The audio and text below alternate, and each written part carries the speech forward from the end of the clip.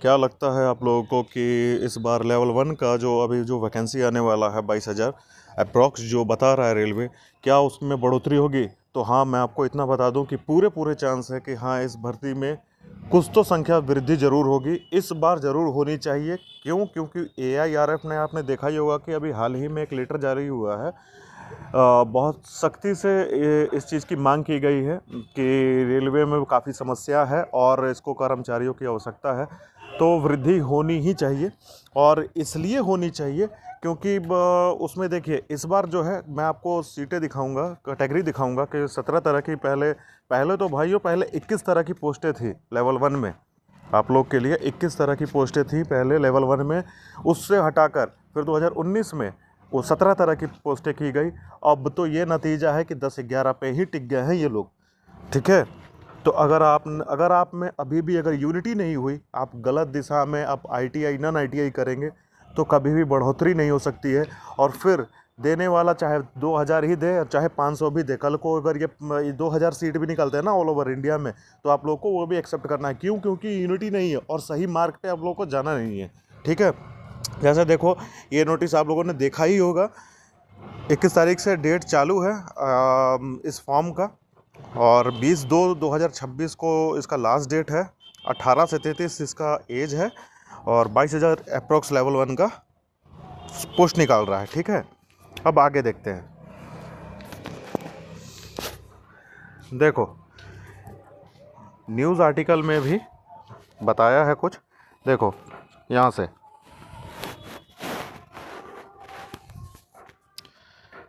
देखो, रेलवे की ओर से ग्रुप डी के रिक्त पदों पर निकली गई भर्तियों में पदों की संख्या बढ़ सकती है। इस संबंध में all India railway men's federation AIRF railway मंत्री को पत्र लिखकर 22,000 पदों पर निकली गई नई भर्ती संख्या बढ़ाने की मांग की है।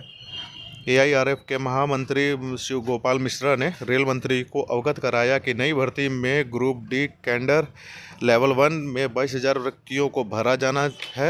यह रिक्तियां pointsman, assistant track maintainer, assistant loco shed, assistant operations और असिस्टेंट टीएल और एसी आदि जैसे महत्वपूर्ण एंट्री लेवल पदों से संबंधित है, जो रेलवे संचालन, सुरक्षा और रखरखाव की रीढ़ है।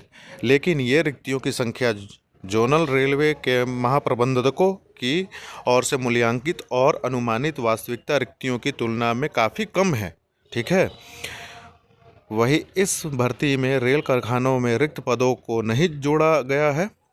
रेल कारखानों, वर्कशॉप, ठीक है, वर्कशॉप को नहीं जोड़ा गया वाकई में इस बार। वही इस भर्ती में रेल कारखानों में रिक्त पदों को नहीं जोड़ा गया है, जबकि कारखानों में भी ग्रुप डी स्टाफ की महत्वपूर्ण भूमिका रहती है। पत्र में एआईआरएफ ने रिक्त पदों की पुनः समीक्षा और मूल्यांकन करने के बाद पदों की संख्या बढ़ाने की मांग की है। इस पत्र के बाद तय माना जा रहा है कि आरआरबी की ओर से भर्ती में पदों की संख्या बढ़ाई जाएगी। ये दोस्तों, ये अजमेर का है। ठीक है। अजमेर का एक अखबार का है कटिंग। और जानते ही हो कि अजमेर के अखबार में लगभग सही न्यूज़ आती है। ठीक है ना, लगभग सही न्यूज़ आती है जो कि रेलवे करता है। ठीक है। और एक और चीज़ आप लोगों को बताता हूँ कि 22,000 जो सीटें हैं, जैसे कि मैंने आपको बताया था कि देखो, ये 2019 का है। ठीक है। 2019 में देख लो, वर्कशॉप, ठीक है, एक यहाँ पे हो गया, और आपको दिखा दूँ, फिर एक ये हो गया assistant works, assistant TL and AC. ये सारे पोस्ट भाई ये 2019 में फ़िलहाल दिए गए थे। ठीक है। ये फ़िलहाल दिए गए थे, जिसमें ये 10,000 सीटें, जब 1 लाख वैकेंसी आई थी उसमें 10,000 10,500 के करीब सीटें, 10,500 के करीब सीटें थी, दी गई थी 2019 में। ठीक है। तो भाई अभी क्या है, अभी मात्र 14 कैटेगरी ही दी गई है। ठीक है। मात्र 14 कैटेगरी दी गई है। अब इसमें एक और चीज़, एक और इन्फॉर्मेशन बताता हूँ कि इसमें अब सीसीए वालों का कितना सीट रहेगा। ठीक है। CCA वालों का कितना सीट रहेगा इसमें, तो आप देख सकते हो। CCA वालों का सीट देख लो भाई। इस बार क्या है कि एक मेट्रो को जोड़ा है। मेट्रो ओपन सीट में 29 सीटें हैं और CCO को इसमें मिलेगा कितना, 20%। 29 का 20%, 6 सीटें, ठीक है। 6 सीटें मिलेंगी। अब इसमें देख लो मेरे भाई, इसमें क्या है,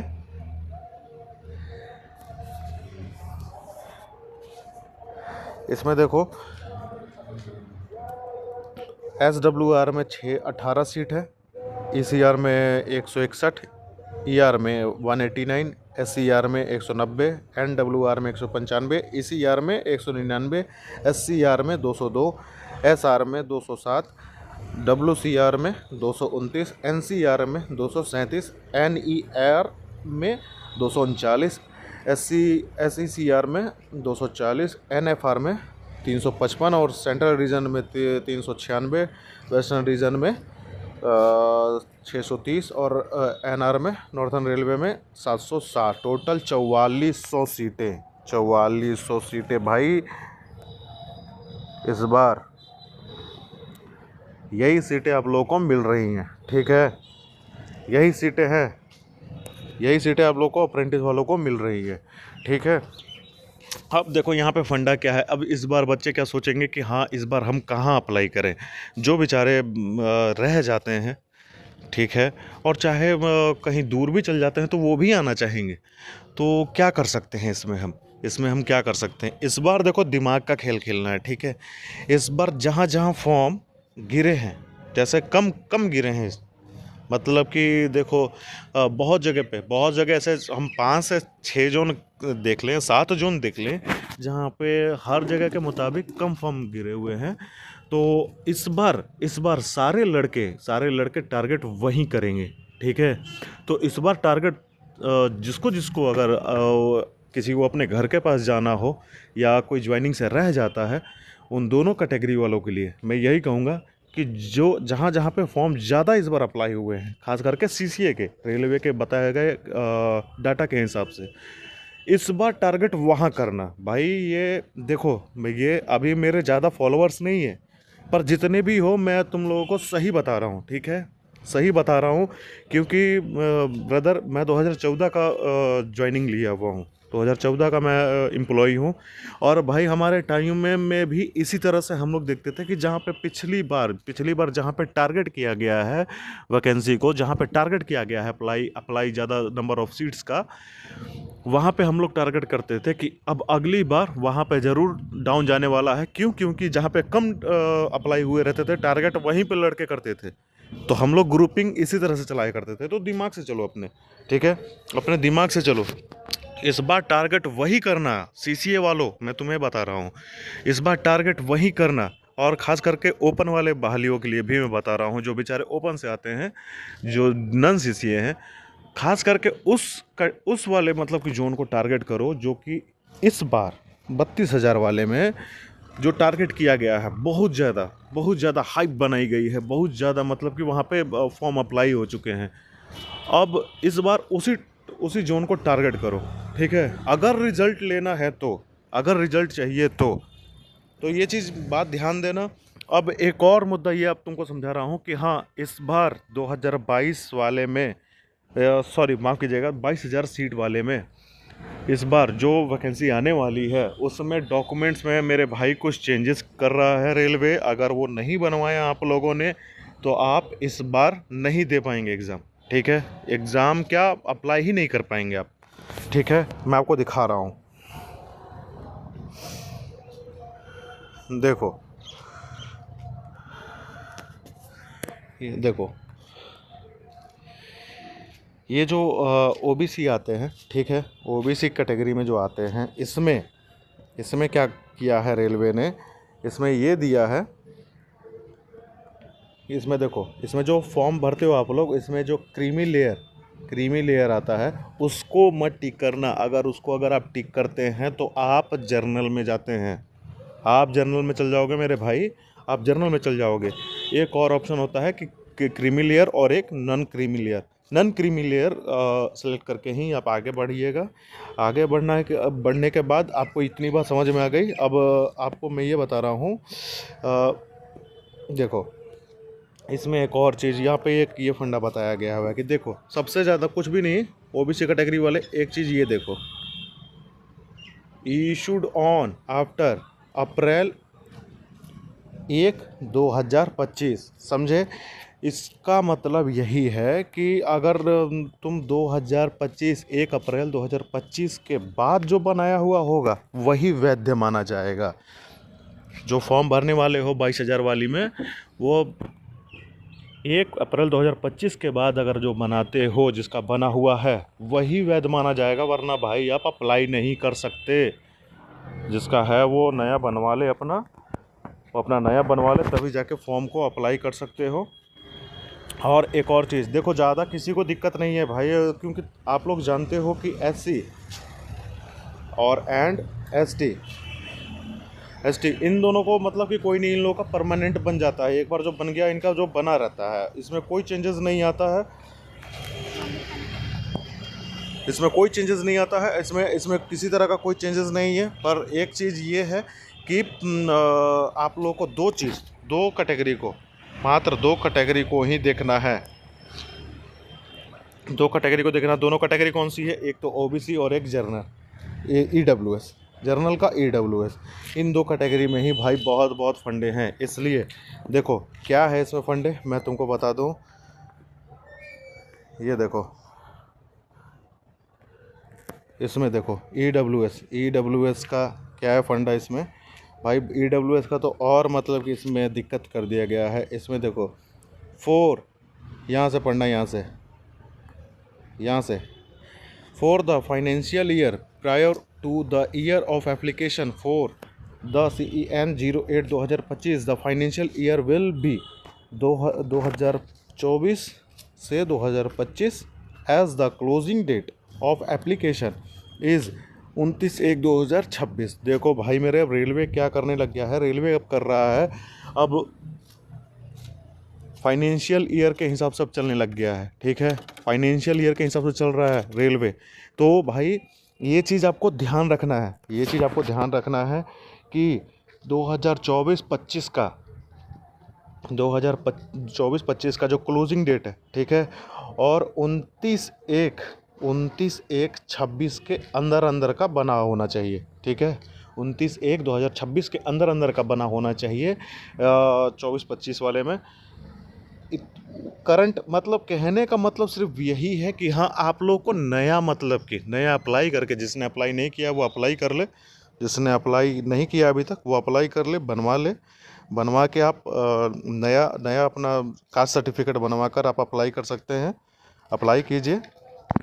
बस इतनी सी जानकारी थी। अगर आप इतना नहीं करते हैं तो आप इस बार फॉर्म फिलअप नहीं कर सकते हैं।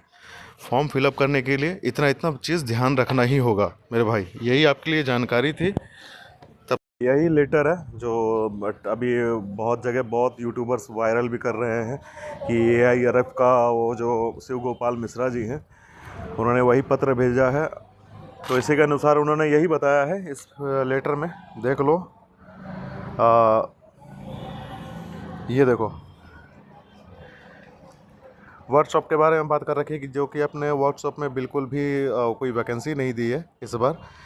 तो देखो, मुद्दा ये है कि वैकेंसी अगर बढ़ भी सकती है तो कितनी बढ़ सकती है। देखो, वर्कशॉप में जितनी भी पोस्टें आती हैं, चाहे 2019 को ले लें और चाहे 2024 में भी जो अगर थोड़ी बहुत अगर जो आई है, तो वो 14 से 15% इतनी ही वैकेंसी वर्कशॉप में मिलती है। ठीक है, पूरे फुल वैकेंसी का, यानी टोटल वैकेंसी का। तो भाई देखो, 22,000 का 14 या 15%, ठीक है, इतना ही वैकेंसी बढ़ सकता है। तो शायद ये 2500 से लेके 3500 के करीब वैकेंसी ज़्यादा से ज़्यादा बढ़ सकती है आपकी। और अगर इससे ज़्यादा बढ़ जाए तो और बहुत बढ़िया है। तो वैकेंसी अगर अब देखो तो जहाँ तक मुझे नहीं लगता है कि हाँ, ये 60,000 कर दी जाएगी, 70,000 कर दी जाएगी। मुझे नहीं लगता है। क्यों? क्योंकि अगर 2024 में देखो, 2024 में बहुत सारे हथकंडे अपना लिए गए। रेलवे भाई नहीं सुनता है। और देखो, ये कमी रेलवे में नहीं है, ये बिल्कुल भी रेलवे में नहीं है। अगर हम कमी कहें कि रेलवे में है, रेलवे हमारी कोई बात नहीं सुनता, नहीं, ये डिसीजन रेलवे का नहीं है भाई मेरे। ये सारा देखो सरकार के नज़र में सब कुछ किया जाता है। तो समझदार के लिए इशारा काफ़ी है कि हम किसे चुनते हैं, कौन हमारे देश को चला रहा है, वो हम पे डिपेंड करता है। तो सारे हमारे प्रॉब्लम्स क्रिएट हम खुद ही करते हैं, कहीं और से नहीं आता। हमने चुना है तो हम भोग रहे हैं, ये हमें ये एक्सेप्ट करना होगा। तो अगर हमने चुना है तो वही मिल रहा है। तो ये सरकार के अंडर में ये सब कुछ होता है कि हाँ क्या क्या करना है, कितना कितना पास करना है। ये अश्वनी वैभव ये कोई रेलवे का मालिक नहीं है, बिल्कुल नहीं है। तो गवर्नमेंट जो चला रहा है उसके मद्देनज़र में ही, उसके अंडर में ही सब कुछ होता है। तो भाई ये सरकार के द्वारा हो रहा है। तो यहाँ पे कोई भी स्किल और नौजवानों के लिए बेरोज़गारी, तुम जानते ही हो, जब तक बेरोज़गारी है, चुनाव का यही एक बहुत बड़ा मुद्दा है। तो ये बेरोज़गारी यूं ही नहीं ख़त्म की जाती। किसी देश को अगर बर्बाद करना हो तो उसमें बेरोज़गारी दर बढ़ा दो, तो वो देश अपने आप बर्बादी की ओर चल पड़ेगा। वैसा ही कुछ हमारे भारत का भी है, वैसा ही कुछ हो रहा है। तो अगर हम ही ना समझें तो फिर कुछ नहीं होने वाला। यूनिटी है नहीं, यूनिटी किसी में भी नहीं। हम क्यों वहाँ पे क्या करने जाएं, किस लिए बात उठाएं? नहीं तो नहीं, तो जितना है तो उतने को ही एक्सेप्ट करना होगा। अगर बढ़ा भी तो यही आपको 2500 का या 3000 का, 3500 का, 35,000 सीटों का चूरन खिला देंगे, बस वही एक्सेप्ट करना होगा। तो भाई बात बस इतनी ही है। हो सके तो अपने इस भाई को फॉलो करो। मैं खुद रेलवे का एम्प्लॉय हूँ और मैं रेलवे की ही गाथा बता रहा हूँ। क्यों? क्योंकि देखो हमारे ACR में ही, मैं राजेंद्र नगर का स्टाफ हूँ, दानापुर डिवीज़न के अंडर में आता है ACR में।